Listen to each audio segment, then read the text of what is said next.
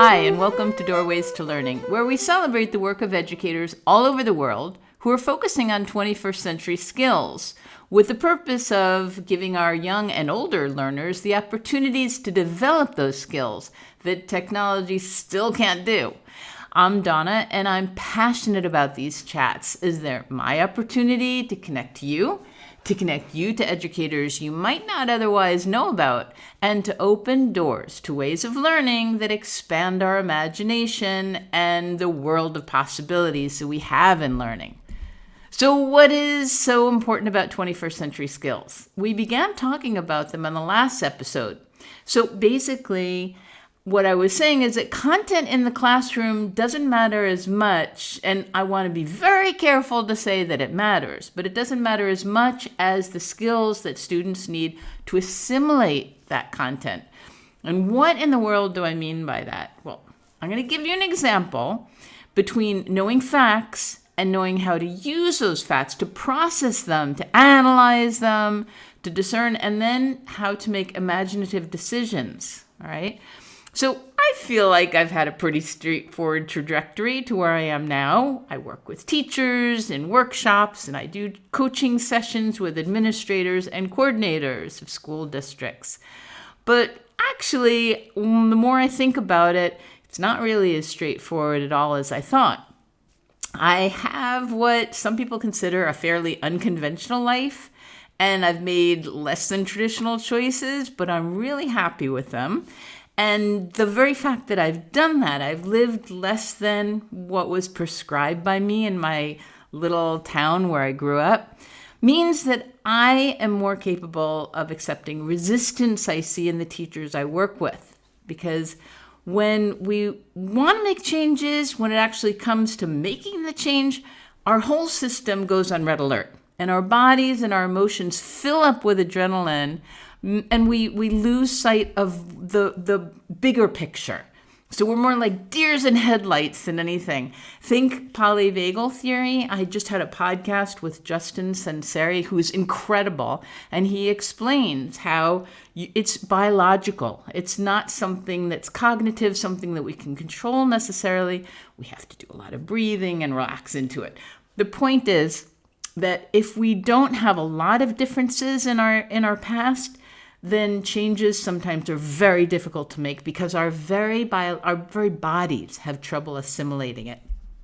So when we have experiences that shake up our system a lot, we become more accustomed to changes. Think about it. Think about changes that you've made. Do you do it easily? Is it difficult for you?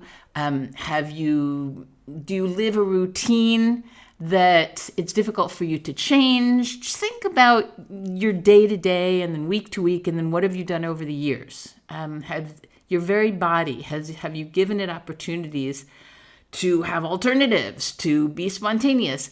I always thought actually I was spontaneous, and I'm not, but I do have a lot of different experiences. So instead of all, this general theoretical stuff I'm throwing out, I happen to love metaphors. I'm a literature teacher, but I get lost in imagery. And what I really need to do is give you some specific examples, right? And I will do that. So let me start very briefly. A few years after graduating from college, I decided to buy a plane ticket to go around the world. I wanted to hitchhike through New Zealand and Australia. I wanted to backpack through Asia and then go through hop over as many borders of Europe as possible before going back to my apartment in the East Village of New York City. I almost didn't make it past the first country. So, and when you're hitchhiking around the world, you meet the same group of friends. You meet some of the same people if you're on the same trajectory.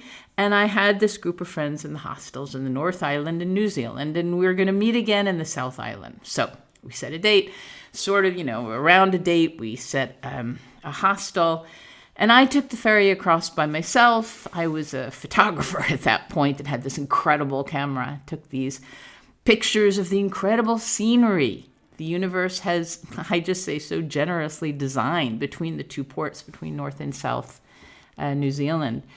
Got off, set myself up on the highway to get a ride to the hostel where I would re-meet these friends in the hostel. So I just want to go back really quickly because this is an educational podcast, and I just want to make sure that we have this common thread that I'm talking about, which is in this case, the 21st century skills. I had all the facts. I'd done all the physical machinations to get from one island to another. I had the address of my destination. I had the details.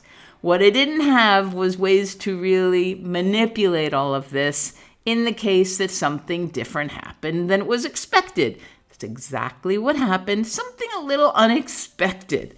And I did not have the tools to really discern what the safest way out of this was.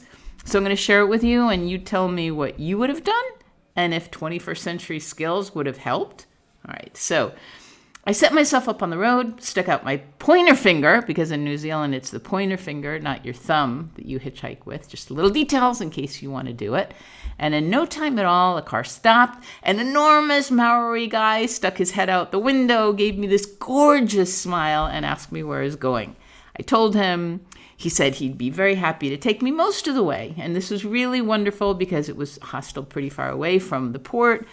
So I threw my backpack into the trunk of his car and we took off. So we had some interesting conversation because when you're hitchhiking, these people pick you up because they want to learn about you. And they, if they pick you up and they know you're a foreigner, they want to know about your past and why you're hitchhiking through New Zealand or wherever you're there for. So we talked. I was hypnotized by the incredible scenery on both sides of the highway. And then my host asked me then if I'd mind if he took a bit of a detour to check out his orchards. So not thinking a lot about it, I said, sure. I mean, I have no schedule. My friends are waiting for me at the hospital, but tonight or tomorrow, no big deal. And why not check out his orchard instead of asking him to get out of the car and try to find another ride? So I told him I didn't mind, and he swerved off the highway to take the next ramp and the exit.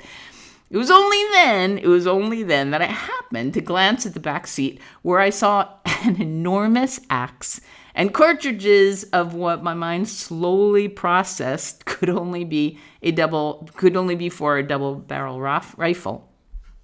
Now, here's where someone else might have acted differently. I didn't scream. I didn't open the door and throw myself out. I didn't even ask him, why is there an axe and cartridges in the back car? No. That would have required mental flexibility. It would have required self-confidence in my ability to analyze different proactive responses to the situation.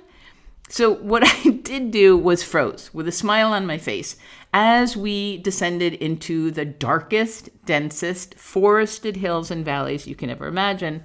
Although, now thinking about it, of course you can imagine it because if you've seen The Lord of the Rings, that's where it was filmed. And if you remember the characters, well, I'm probably going to get this wrong, so if you're a fervent follower of The Lord of the Rings, please forgive me. But it's kind of when Frodo is trying not to get found by the black hooded horseback riders and there are ghosts and scary things swarming all around. That's what it was like. Now, I don't really remember many details in the car between that exit ramp and our arrival at his orchard. I can only imagine he kept speaking and asking me questions, and I probably answered him with that frozen smile on my face and the vision of the axe spiraling around in my brain. But I don't remember too much. But I do remember is when we arrived at the orchard, it turns out to be a marijuana crop. And it was big. And the closer we got, the happier my host was.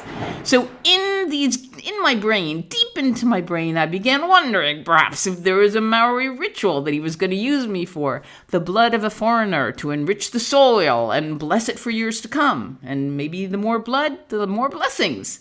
So, but all I did is get out of the car and waited forever for whatever was going to happen. In the end, you probably know that either there is no such Maori ritual or he took pity on an absolutely idiotic North American hitchhiker, because I'm here to tell the tale. But what eventually happened was he reached in the back to get his axe, but it was to chop down weeds and broken branches with this enormous piece of equipment that God only knows what he might have done with it. So he wanted to just weed his hemp crop. And then he sat down next to me and rolled two of the most enormous joints you can ever imagine and insisted I smoke one of them.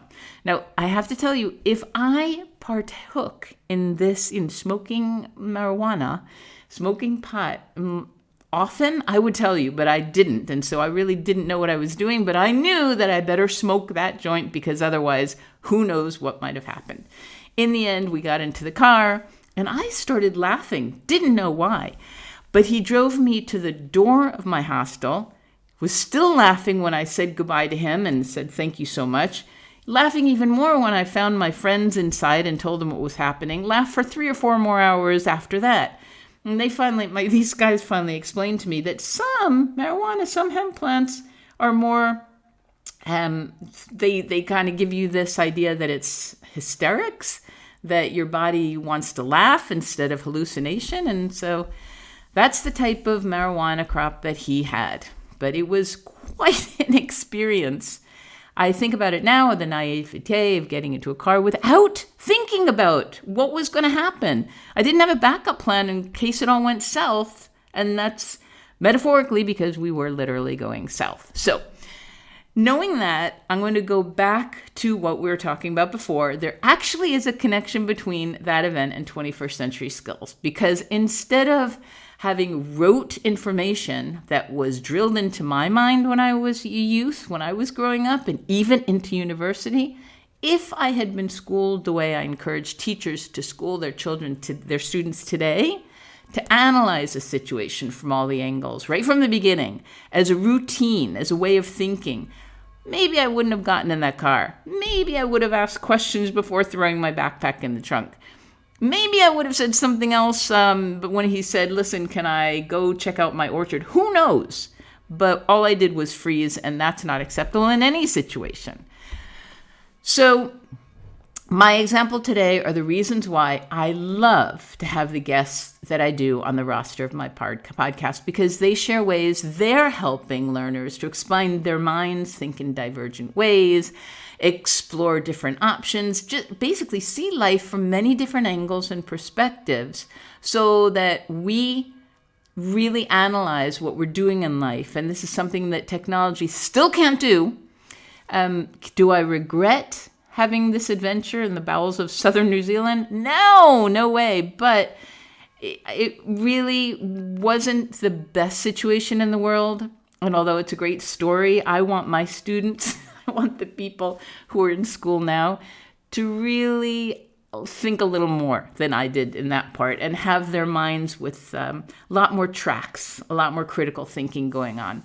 I just think that I really have some overworked guardian angels getting me out of challenging situations because there are a lot of these stories in my past, and I'm going to share them with you if you're interested. So hopefully these podcasts are part of my soul contract with my guides, and I'll keep going for a little while. I would love you to tell me which 21st century skills might have been helpful in this situation.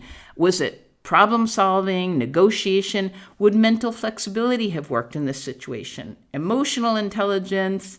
Probably not service orientation, but there are 5 more. Analytic thinking and orientation, resilience, stress tolerance. The 8th one is reasoning and ideation. The 9th one is creativity and initiative. And the last one, leadership and social influence. Probably not those, but which one of those might have helped me a little more? So let me know what you think. And there's no one correct answer. I'm very careful about saying that. There are a lot of appropriate answers. As long as you can justify it, it's beautiful. So I look forward to hearing from you. I look forward to opening more doors next week to explore other educational possibilities. All right, so have a fabulous few days, and I look forward to more contact.